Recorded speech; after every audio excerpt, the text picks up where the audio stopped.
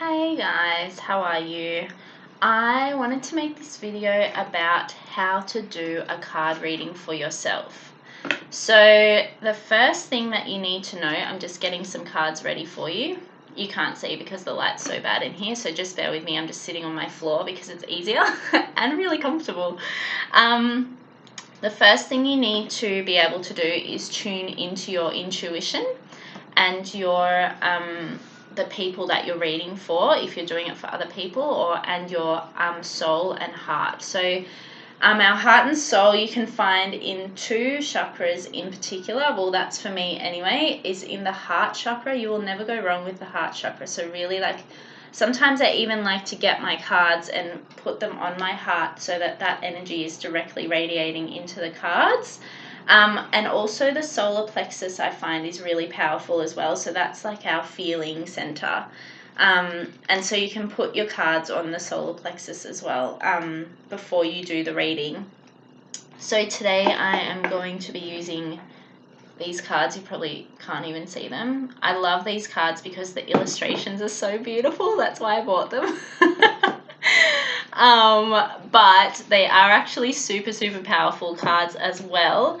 And I think that when you are buying cards in particular, I think that you just go off what you're drawn to, because that's the whole concept behind drawing cards for yourself in a card reading, and also the card deck in general. Like, it's all from energy and intuition. And if you're I bought mine from a bookshop, and I bought these ones online because I know that I knew someone with these and I loved them, and I'm no regrets on that one. But buying them in the future, I'm definitely just going into a shop and looking at the array and then going with whichever one I'm drawn to. As I said, love the illustrations on these ones, and I was also really drawn to them. I don't know, it must have been the intuitive.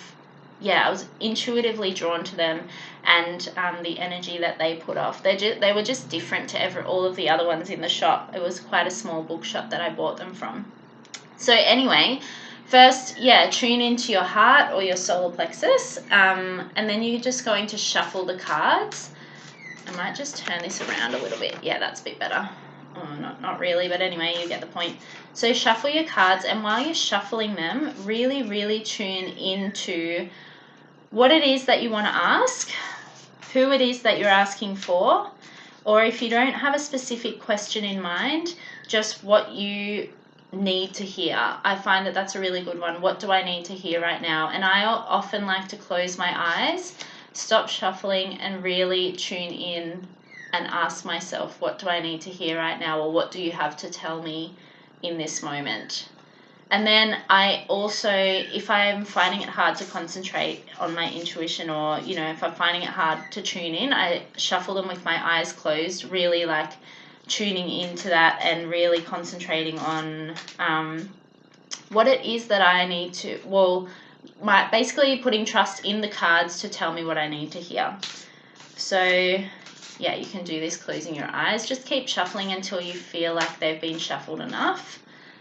Sometimes they might not even need shuffling. Just make sure that you haven't put the last ones on top if you're not going to shuffle them, because you'll get the same ones again. But I often get the same ones anyway, because that's just the power of the cards. They often give you very big signs by repeating the cards that you draw. And, my battery's low, that's okay. Repeating the cards that you draw every time, so that, you get the point. Okay, so I feel like that's done. Now, what I do is I like to make them like this. Like, when you're doing a card trick and you say pick a card, that's what I like to do. Now, the way that you can do it this way, or you can just go with what comes off the top. So right now, it does feel like this top one should be coming off. And the way that I know that is just it feels different to the others. The others won't stand out as much. They'll have less color, they'll feel different. So if I go like this, I can see which ones are standing out, and then the rest just kind of blend in. That's how I like to do it, and it works really well for me. So I know automatically that this top one is the card that needs to be pulled. Now, sometimes there's so many that like are radiating at you, but there's always one or two that are radiating greater than the others. So just choose the most radiational ones, the ones that radiate the most, basically. So I also know right now that it might be the bottom, there's a couple down the bottom here too, so I'm going to choose both of those. And a pattern with my card readings is that they're basically always 3 or 5.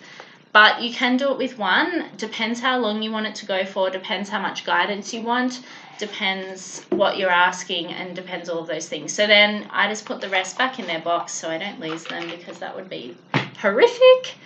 And then I choose again from these 3. Now you can just do it in the order that you put them down, like the ones that you chose first are obviously the most powerful ones, but sometimes I like to reassess the situation, and they actually are still in the right order, as in the radiation is higher on the first one I pulled, and then the second one, and then the third one. But sometimes it does switch around, so if one looks brighter or you're more drawn to that one, then read that one first.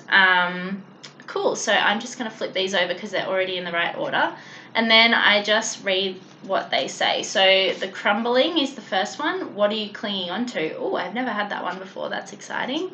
Play, have fun, celebrate, don't be serious. I need that right now. And Pleiades, I'm not sure how to say that. Double mission, channeling and uplifting humanity. Wow, I've never had any of these ones before. So then you put them down, go into your little book that the cards come with, and you're going to read the blurb that corresponds with the card you pulled. So I'm just going to read one for you. Let's read the crumbling. Now this book isn't in alphabetical order, so that makes it kind of hard, but you do find it eventually. The crumbling. Hello, where are you?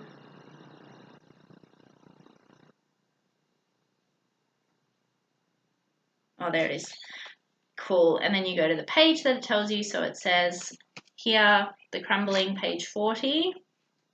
So I'm going to go to page 40, of course. All right. What are you clinging on to? And then so if you're reading for someone else, you would just read this blurb. Well, this is how I do it anyway. There's many different ways you can do it. Read this blurb, and then you will notice that when you're reading, different things stick out to you, especially if you're really in tune with the person that you're reading to. So then at the end, you can do a summary. So I'll just give you an example now. So there is a shift happening right now where anything inauthentic can no longer survive. Relationships, jobs, social structures, anything built on shaky ground is destined to tumble down. It's happening to bring you back home to who you truly are, both individually and to society as a whole, so you can live a life that is in alignment with who you truly are. When you're in the thick of it, it can feel like a personal attack from the universe. Have faith, because the difficult times will be your defining moments. You will be reborn in the fire. You are being called to surrender, to stop trying to hold it all together, to loosen your grip, to let the crumbling occur. It may be difficult at first, but in the end, the sooner you let go, the sooner the rebirthing will occur. What are you trying to hold together? What are you doing your best to avoid? And how are you trying to pretend everything is okay? You have what it takes to allow what is falling away to tumble and fall. Once the tower has crumbled, you will be able to rebuild your home on solid ground with mighty foundations and a view that is so magnificent that it will take your breath away each new morn. Kali, the goddess of destruction, and the Black Madonna are with you now. Lay it on their altar. They can hold it all. Often with these cards, there's also like in this deck, there's a Sharina's power tip, and in the bottom there's often like in this one, work your light inquiry, and then it gives you extra tips or things that you can do to strengthen the power of the card for you. So what are you clinging to for fear of nothing coming to take its place? So for me right now, this is so profound. So what I took from that card is, and what I would say to someone if I was reading for them was, so what is it that you're holding on to right now that you're scared to let go of? And what are the things that are falling away to make room for the new you and the real you to come back again? And for me, this is just so profound right now. I can't believe it. Wow. Yeah, so let me know if that works for you and if you understood everything. If you have any more questions about intuition and how to tune into it, just send me a message or shoot a comment in the video, or whatever you need to do. I also offer card readings, so if you want me to read your cards, I would love to do that. So just let me know. Cool. I'll see you guys soon. Bye.